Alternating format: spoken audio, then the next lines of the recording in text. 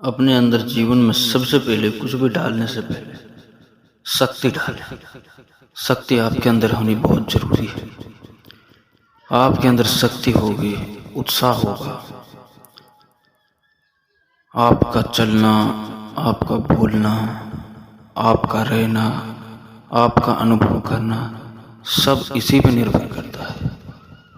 आपका खाना खाना ये सब अच्छा लगता है, सब बेहतर लगता है। दिन को देखना, दिन खूबसूरत नजर आएगा, रात खूबसूरत नजर आएगी, आसपास का माहौल खूबसूरत नजर आएगा।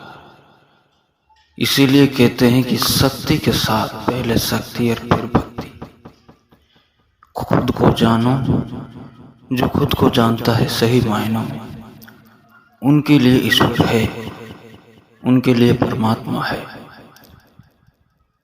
शक्ति का मतलब ये नहीं है कि किसी को दुख तकलीफ दबाना हो, नहीं, बिल्कुल नहीं। आप अपनी जगह रहें, आपकी आंखों में चमक होनी चाहिए, आपके चेहरे पर रोशनी होनी चाहिए, आपके शरीर में ताकत होनी चाहिए। फिर आपके जीवन की कोई भी चीज और किसी भी फील्ड में उसमें अपने आप जान पड़ जाए। उसमें आपको डालनी नहीं पड़ेगी, उसमें अपने आप डल जाएगी।